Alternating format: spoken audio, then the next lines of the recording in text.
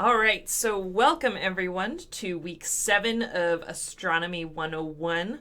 Today we're going to be talking, it's a little bit physicsy. I know we did a lot of physics last week, but this week we're going to be talking about light and matter, which are going to, again, kind of lay the foundation for a lot of what we're going to be discussing as we start to get into astronomy in terms of types of observations that we make, in terms of how light and matter interact, and how we observe our universe. It's all very important stuff. So last week, just to recap, was basically Physics 101. For a lot of people that, it's a lot, and I appreciated everyone sticking with me through that. But what we discussed was really, motion, talking about what speed, velocity, and acceleration are. The fact that you have, an object's position. When it moves, it has a speed. Hey, Planetary, thanks for being here. When you have a direction associated with a speed, that's what we call a velocity. So it has a speed and a direction. And then acceleration is a change in your velocity.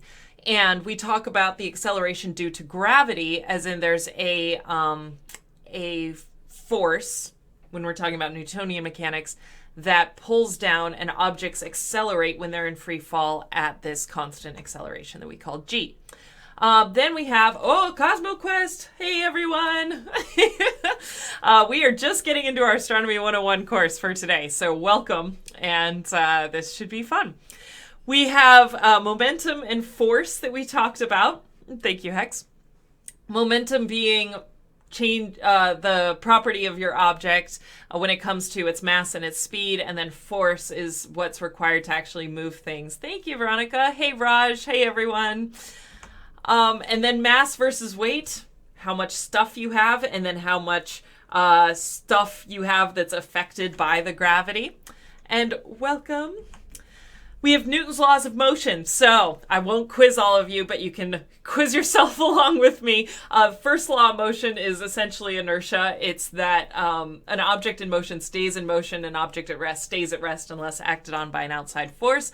Second law of motion is F equals ma. Thank you. Aw, thanks, Benny. And the third law of motion is equal and opposite reactions. So, good times. And conservation laws, conservation of momentum and conservation of energy are all very important when we talk about how we, interact in our universe, particularly because when we're in space, we have a lot of closed systems here. So happy to see everyone. Thank you. That was my quick recap. Oh, thank you for all the follows. This is fabulous. I really appreciate it. I hope everyone's having a good day. So since I started, we are going to be talking today about some just pretty basic overview of what light and what matter is and how those relate to astronomy, what we're going to be doing from there. So Cosmo Quest crowd, you're more than welcome. I'm so thrilled. I'm so happy that you're here. This is Astronomy 101, so we're going back to the basics. So feel free to stick with me. I go through the, do not apologize, Paranor. I love it. I'm very happy that you brought everyone with you, and enjoy your nap. But yeah, what we'll do is we'll go kind of through this lecture course. It should only be about half an hour. I always say that. It always ends up being 40 minutes. And then we quit the recording. That will go posted on YouTube. And then we'll hang out and chat as long as we need. Until 2 o'clock. I max out at an hour. Oh, yeah. And then the universal law of gravitation. That little old thing. This idea that gravity, again, Newtonian physics, you have two objects have masses. Their gravity between them is dependent on how massive they are and how far apart they are from each other. So, getting into light. We talk about different types of energy. When we, are in the physics realm, we talk a little bit, especially motion. We're talking about kinetic energy. That's the energy from your motion. That's kind of tied to momentum a little bit. We have potential energy that we touched on. Your height above the ground results in potential energy that once you release start to be transferred into kinetic energy, as well as potential energy can also be thought of as that mass energy that E equals mc squared within your atoms contain this energy that's holding them together. But there's another form of energy called radiative energy, and that really comes from light. So when you heat up from the sunlight, that's radiative energy being transferred to heat. And how quickly that transfers, the amount of time it takes to transfer that energy, is what we talk about power. And then light interacts with matter in kind of 4 important ways. You have emission, so that's things like sunlight or us giving off heat. We're emitting energy. You have absorption. When the sunlight hits us, we absorb that energy. We absorb that light.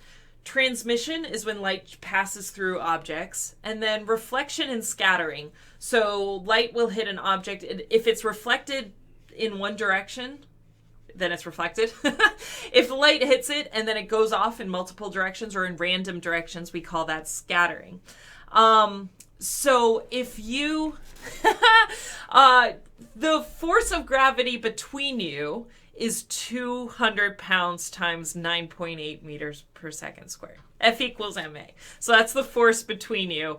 Your mass is still 200 pounds because that's how massive you are. When you stand on a scale, it divides out Earth's gravity. Good question, Hex. Pounds is actually the mass. But our scales measure the force due to gravity in newtons and then divide out 9.8 meters per second squared because we're all on Earth. So, good question. Now, properties of light. If we think about light as a wave, and again, there are some clips that if I was teaching this in a classroom, I would show you, but because this is going on live, because it's going to be posted in perpetuity, I don't want to get taken down for for any sort of copyright violations. But I love showing the clip from Futurama when Bender is sunbathing and he's like, "Oh, light, I don't know if you're waves or particles, but you sure go down smooth." That's one of my favorite lines. We're going to go into a little bit about what those properties are. Typically, we have always thought about light as a wave, mostly because we can see diffraction patterns that happen. If you do the slit experiment, you shine light through a hole, it will divide out, and that's wave properties. The properties of waves we don't necessarily have to go into a ton, but it's going to be important on the next slide when we talk about light as a particle. When we treat light as a wave, we say that it has frequency and wavelengths and amplitude. Now, frequency is how many either crests or troughs, but how many wavelengths essentially go through in a unit of time. Wavelength is how far apart these crests or troughs are. When it comes to light, light travels at a fixed speed, the speed of light, primarily because it has no mass. Because it has no mass, not primarily. It has no mass, so it travels at a fixed speed that we call the speed of light. And so the frequency and wavelength are always going to be coupled together because it's always going to be traveling at the same speed. And so you can say the frequency of light, you can just divide out the speed of light to get the wavelength and vice versa. So this frequency, how fast crests are hitting a wall, for example, are all going to be happening at the same speed. And so if you increase the frequency of light, you're going to get more crests hitting. And we'll go through the electromagnetic spectrum in a second. But the interesting thing is Einstein, smarty pants, didn't just look at, gravity, general relativity, all of those sort of things. Another thing he won the Nobel Prize for was something called the photoelectric effect. And that was realizing and defining that light can also be treated as a particle. 9 times out of 10, especially in astronomy, it's easier for us to think about light as a wave. It goes back and forth a little bit. But when we talk about light as a particle, we treat it as a photon, a massless particle, coasts along the surface of space-time with no mass at a fixed speed. But what they thought is if you're treating light as a wave, then intuitively, the higher the crests are, the higher their amplitude, as we see here, higher their amplitude, then the more energy should be stored in that. is essentially what people thought. All right, so if it's a very high amplitude light wave, it's really bright, then it's going to be transmitting more power. The experiment that Einstein did is called the photoelectric effect, and they demonstrated that actually that's not the case at all. So I actually have a demo. This is my equivalent for having labs, for not being able to be in a classroom and have labs. If you're interested, you can find a lot of really good physics and science simulations if you go to phetfet.colorado.edu. Full disclosure, I did my undergraduate at the University of Colorado, which is why I was exposed to this stuff, but these are really useful. And this is a demonstration of the photoelectric effect. So what we can do is we're shining a light here on a surface. When we shine the light onto it, it's going to be carrying energy. That energy is going to make electrons basically bounce off of it. Don't worry too much about the physics. Don't get too hung up on it. Light is going to hit these.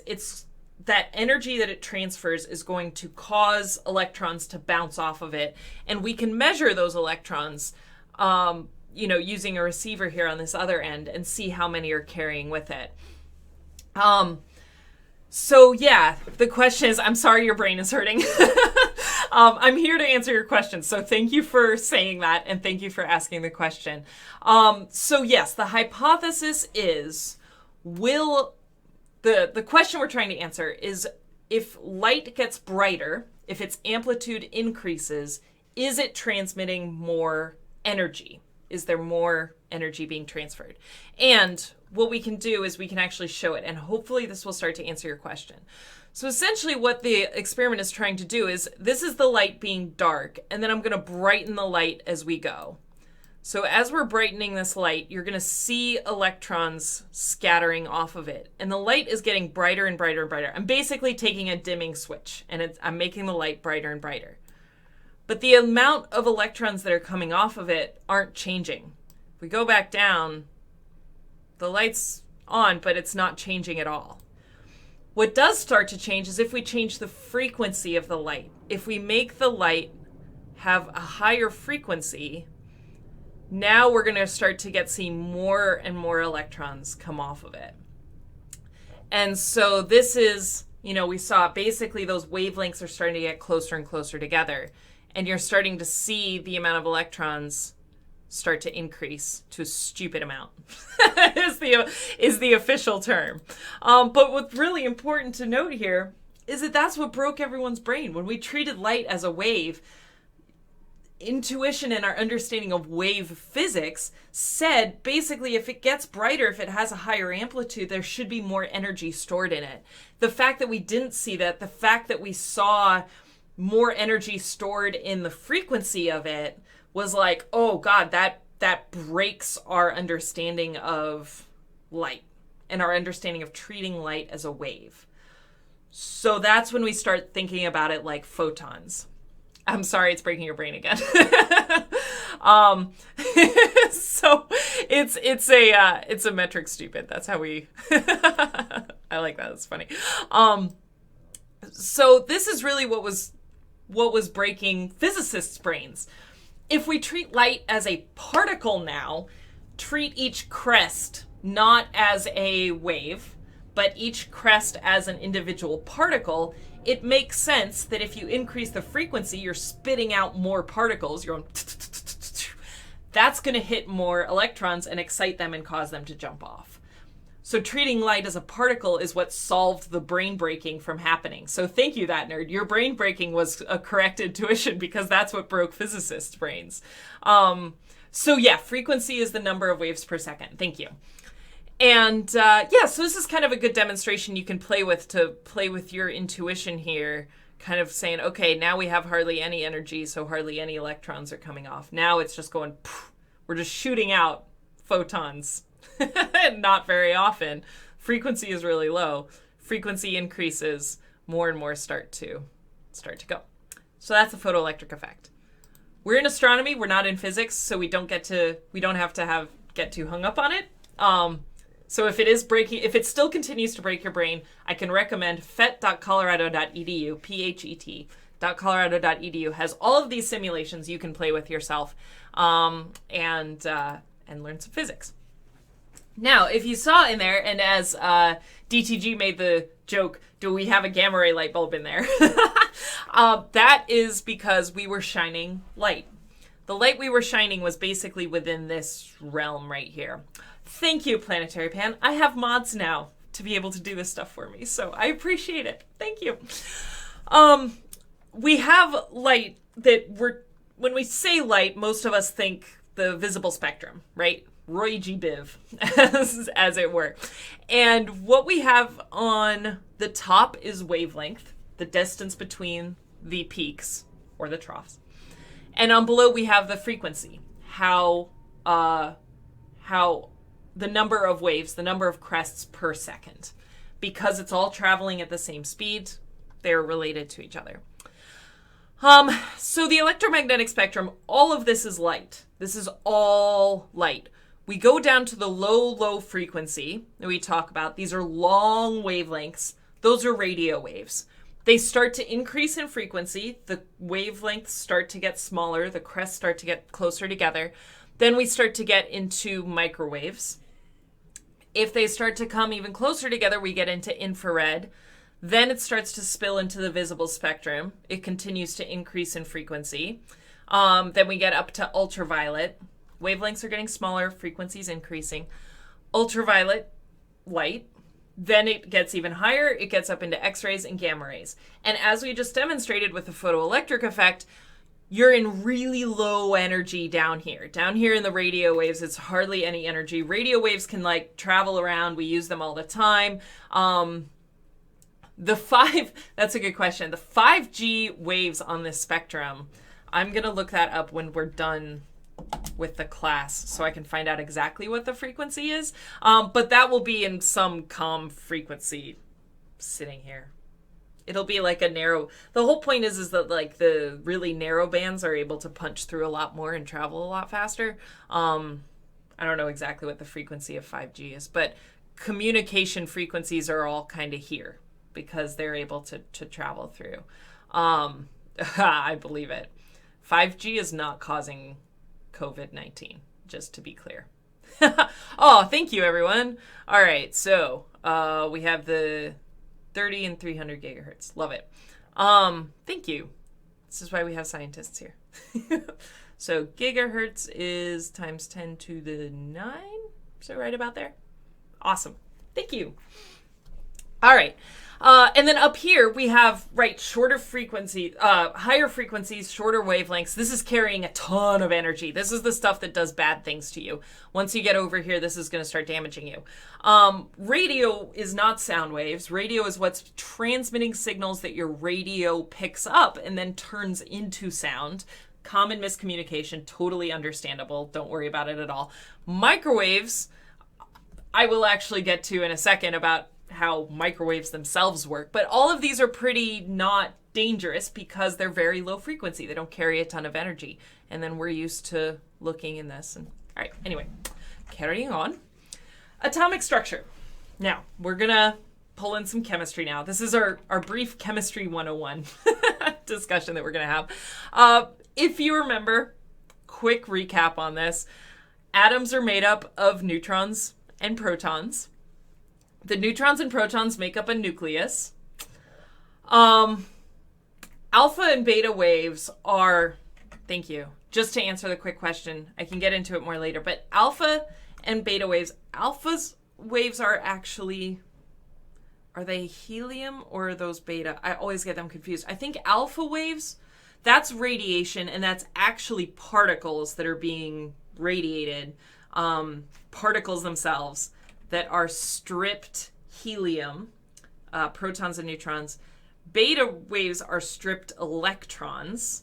And then gamma rays, the component of radiation, this is nuclear radiation, those are the actual, I almost pointed at the screen, gamma rays are up here. So alpha and beta radiation are actually particles that come from nuclear radiation, but what we're looking at here. So protons and neutrons make up the nucleus, and then electrons orbit on the outside. No worries.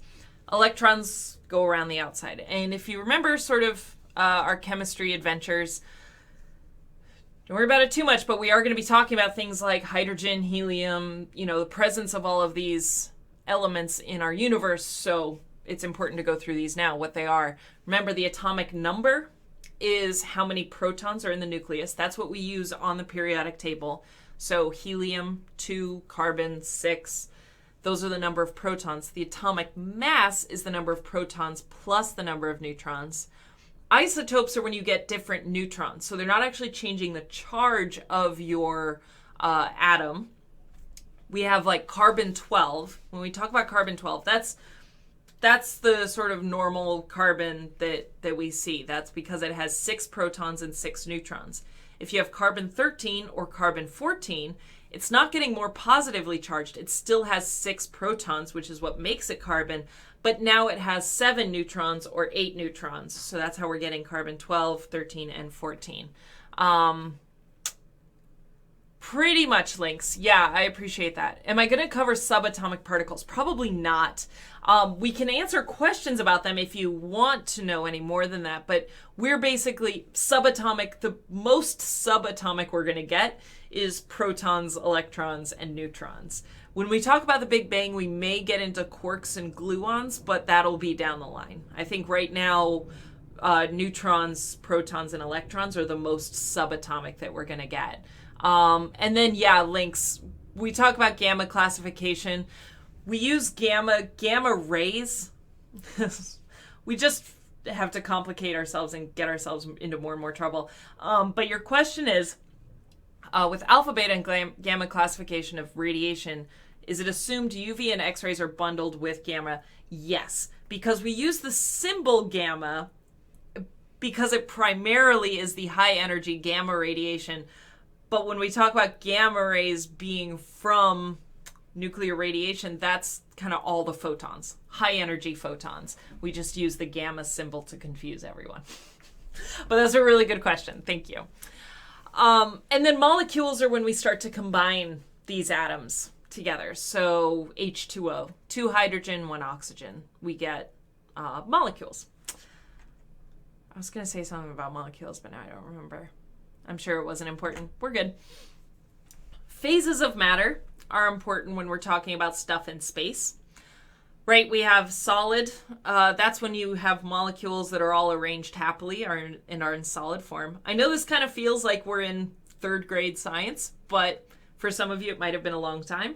And we're going to be mentioning these. So I want to make sure we don't leave anyone behind. So if you do have questions, there are no questions too stupid. And you might have an epiphany that you didn't have when you were in 3rd grade. So that's okay too. No worries at all. Like I said, it's like you hear it 2 or 3 times and then you leave school and it still hasn't quite sunk in. And then you hear it one time 20 years later and you're like, oh, now I get it. So totally fine. Why is neutron? That's a really good question. I think because neutrons don't travel as far, don't do as much damage. That's that's funny, planetary. For sure. I get it. So we have solid. Those are held in place. They can vibrate a little bit. That's usually related to their heat. We have molecules flow. Liquid is where molecules flow easily around each other. They still have some attractive forces between them, and they assume the shape of their containers. That's sort of that maybe 5th grade science where we start to learn a little bit about those. Thank you, Layer 8. Appreciate it. Gas is when we're heated up a little bit more, and now we have molecules that are flying all direction at great speeds. The attractive forces between them are insignificant. And that works.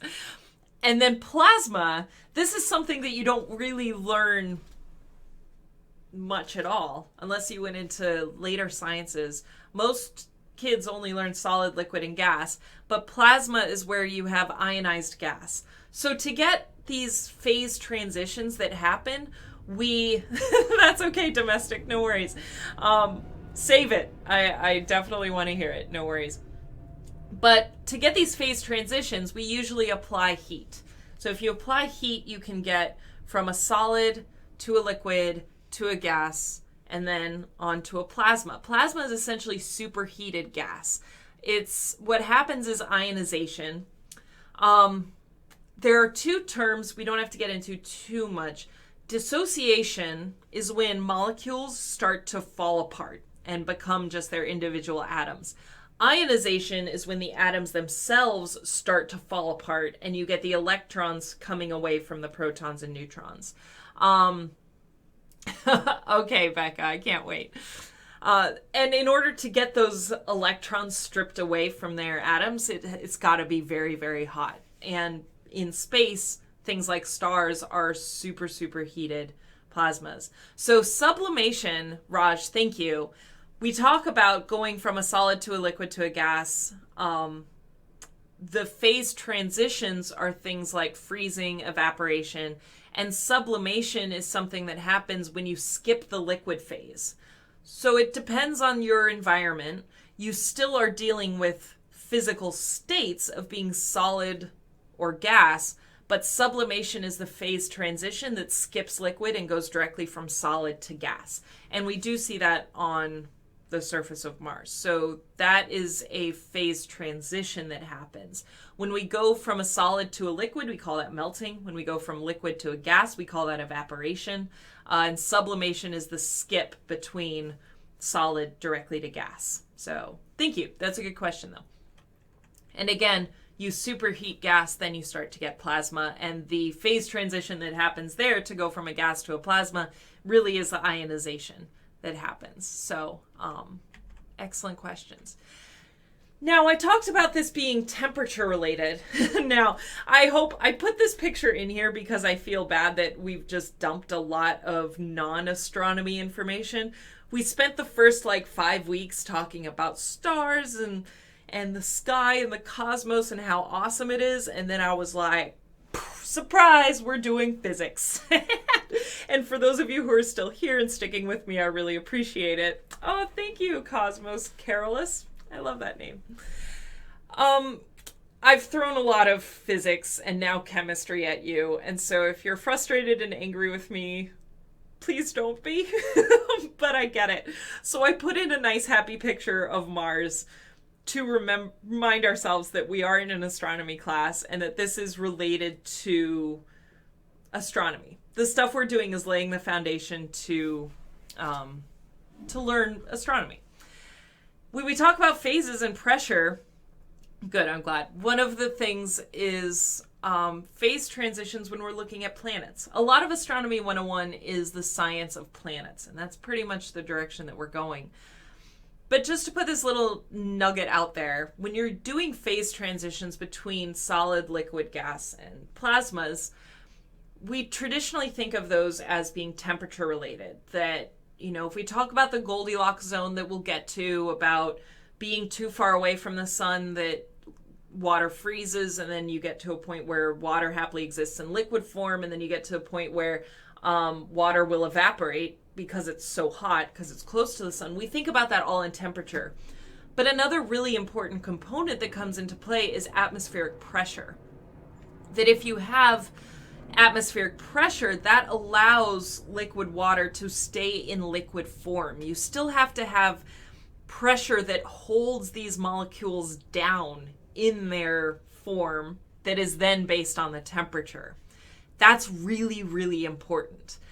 Most people don't realize, and I will come back to this when we discuss Mars, but a lot of people don't realize that Mars is actually kind of on the edge of the Goldilocks zone, that it's close enough to the sun that it could have liquid water, except for the fact it doesn't have an atmosphere. If you took a jar of water onto the surface of Mars, it will evaporate away because there's no air pressure holding it down. And Lynx asked, liquids cannot exist in space regardless of material. That's kind of correct, as long as if there's an atmosphere, if there's some sort of form of pressure that's holding stuff together, that's when you start to get those liquid forms. And so instead of thinking about it like temperature, you think about it just the space that they're occupying. Space is very, very big, remember? So if it's very big and very cold, we're mostly going to deal with gases because they're all separated from each other. They're far apart from each other. There's no attractive forces that are going on. If we're in an environment in space where stuff is enclosed and starts to get closer together, then we're going to start to get liquid form. And think about it like just pushing all of these molecules together. They will then form a liquid, and then you keep pushing them together, and then you get a solid. So in space itself, as Lynx asked, these gases are so far apart from each other that they're just going to stay in gas form. They're going to evaporate away if they were in liquid form. And it's because Mars doesn't have an atmosphere is the reason that there's no liquid water on the surface, because there's no air pressure holding it in liquid form. And that's why we're happy here, because we have an atmosphere that's protecting us. When it comes to terraforming Mars, I'm going to kind of pause that question because I want to talk about that in more detail when we get to Mars and what makes an Earth-like planet. That's kind of a whole class in and of itself. But creating an atmosphere, if you want to terraform a planet, being able to create and sustain an atmosphere is the most important thing. You're not wrong, that nerd. The Voyager's liquid space. It has to be in a compressed environment, which we could maybe science ourselves out of if we play with the notion of space-time. But that's for my episode club. All right. Last subject we're going to talk about today before we move into full Q&A chatting. Talking about energy and atoms. So now I'm really going to bring back some bad memories if you had a bad experience in chemistry. But do you remember electron shells? Energy states around a nucleus? So here we have a nucleus, and this is actually really important for astronomy. Will stick with me. If you have questions, we'll go through all of it. I appreciate it. A nucleus here, protons and neutrons. Then we have the electrons going around. We're going to use the Bohr model of the atom. So we're not doing any quantum mechanics. We're just treating it as a little planet going around a little star, if that helps you stay in astronomy mode. But electrons have these orbital states, these energy levels. And if they're higher up, there's higher energy involved. You can kind of see that here. High energy states, as they drop down, they get to lower energy states. The lower energy states are closer to the nucleus. The high energy ones are further away. That's kind of all that we really need to get into here. Yeah. I'm trying to get the best images I can without getting shut down. So I know, I'm sorry, Tyrion. Stick with me, I promise. So when we talk about energy and atoms, this is so important to astronomy. This really is. I mean, we would spend weeks on this normally, but it's going to be for fun stuff here. We talk about those energy levels. So now think about what you're looking at here. We have these n equals 2, 3, 4, 5, 6. Don't worry about those states. These are just the different energy states around. But each one of these lines is those orbits around a nucleus. So up here, this is going to be further away from the nucleus. Down here is closer to the nucleus. These are just step stairs that we're dealing with that have very fixed energies. This is particular to the hydrogen atom. The numbers down here, and we don't need to go into it too much. I'm going to explain this in great detail next week. We're not done talking about it yet, but I promise we'll kind of leave the chemistry side of it behind, but I want to make sure that we understand this here. An electron is down happy in this state. It absorbs energy through light. It absorbs energy that will bounce it up to an excited state. Then it will fall down from that excited state. It will lose energy.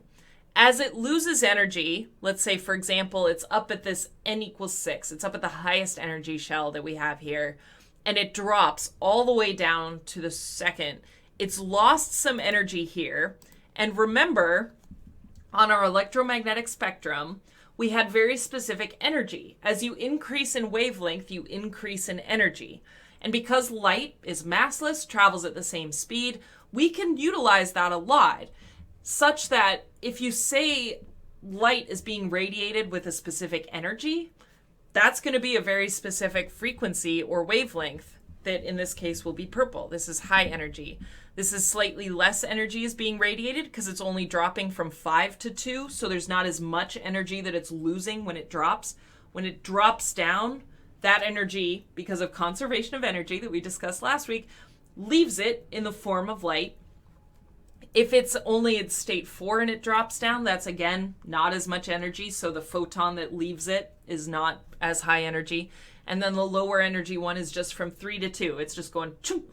And when it drops, conservation of energy shoots out a photon at this very specific frequency. This is what we use it for. Spectroscopy. Most people, and we're going to do spectroscopy next week in a really fun way. I promise. But if you've played Mass Effect 2 in particular, you are well versed in the world of spectroscopy. Just not as scientifically accurate, but they do a pretty good, darn good job about this. When you're scanning planets in Mass Effect 2, you are searching for emission spectra of specific elements. That's what you're doing. And we'll look at emission spectra more next week. But if you think about these not as lines, but as peaks at specific frequencies, that's planet scanning in Mass Effect. So, yeah, that's funny. If you have high density, hot matter, say, for example, a star, that's just going to give off light. It's just giving off light in a continuous spectrum. We'll talk about black body radiation next week and all that stuff. But we have this continuous spectrum that's emitted from just high density hot matter. It's just hot. It's giving off light. If you have a hot gas, so low density, right? It's not being compressed into a space. It's off on its own, but it's hot. Because it's hot, it has a lot of energy in it. It's going to give off these very specific emission lines. Think about it this way.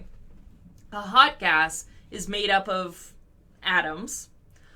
Those atoms, because they're hot, they hold a lot of energy. So the electrons are going to be at elevated states. As they're moving around in random motion, they're going to be giving off this heat. As they give off heat, they're losing energy. That heat is radiated off at very specific levels, very specific frequencies, because it's made up of very specific atoms. So you have all these atoms, they're very, very hot. They give off energy in the form of heat and light. They're losing energy because it's just radiating, right? It's hot. As they lose that energy, they're losing it in very specific levels because of those electron shells. Those very specific levels are what we pick up as very specific frequencies. I hope that makes sense. I know it's a little sequential thing that you have to follow, but I hope that makes sense. This is the one that's a little bit harder to wrap our heads around. This is where you have a high density hot matter source that is giving off heat in a continuous spectrum. And in between that and us, the observer, there's a cold gas. Now that cold gas is just happily sitting out in space, minding its own business, not radiating anything because it's just cold, diffuse gas. This hot light hits it and it bumps up the electrons. The electrons go, "Ooh, thanks, energy, yay." And they jump up to a specific energy level. Then that light has passed through them. They fall back down. They lose that heat. So they get all this energy and then it disappears again. But the point is, and the key, and this is something that did not sink into my brain, I kid you not, until I started teaching physics. I was like, oh, that's how that works. It absorbs this energy, it bumps up to an energy level, then it loses the energy. But the point is, it loses energy in random directions. When that atom, and such, the electron, absorbs the energy from the hot heat source, jumps up a level, then it drops back down, the direction that photon is going to be shot off in is random. It's not going to shoot off every time in the direction that the light came from. So all this cold gas is going to jump up an energy level. When it drops down again, it's going to be shot off in random directions. Some will go this way, but for the amount that's being sent directly in our direction, you're going to have these gaps. It's basically absorbed this energy and then sent it off randomly so we don't see it anymore. And it shows up as basically absorption lines, the disappearance at very specific frequencies, because it absorbed this energy and then spit it off somewhere else. So we never saw it. It got absorbed. And that's, yeah, sure, that works. And I'm glad you love spectroscopy, Haley. It was very frustrating for me for a long time, but the more I played with it, the more fun it is. And this is astronomy. Honestly, it's, as a professional astronomer, you are looking mostly at emission and absorption lines. That's because that's how we figure out what stuff is made of. That we can say, all right, hydrogen, helium, oxygen, all these different elements and molecules themselves too are going to have different emission and absorption lines because they're different elements. So those energy shells are going to be different for every single element, which means that the lines that they give off are going to be different every time. And so when you look at emission or absorption from space, that tells us exactly what it's made out of. I hope that makes sense. I promise we'll drill this home next time, but it's good to lay that groundwork here. So to recap, light is radiative energy. We can think about it as waves and particles. Waves, you think of the frequencies and wavelengths. Photons, you think about it as individual particles that are being sent out. We talk about matter, that's atoms and molecules. They're related in the sense that as light travels through our universe, it can be absorbed, it can be emitted, it can be transmitted, it can be reflected. That's all the different ways that it interacts. And we're really going to drive home, I know I kind of touched on it a little bit with the spectroscopy, but how light and matter are used, and particularly when it comes to spectroscopy. And it's pretty cool. I mean, I'll pull up some, spectral lines from stars, from different nebulas, and we can start to break up what these actual clouds or stars are made out of, which is pretty sweet. So with that, we'll end the recording here. So if you're watching this after the fact on YouTube, thank you for watching. If you have any questions, please leave them in the comments down below, and I'll try to get to them the following week. Otherwise, like, subscribe, do all that fun stuff, and you can find links to all this below. We do these live Fridays at 1 p.m. Pacific time on my Twitch channel, which you can find a link in the description below. So thank you, and we'll see you next time.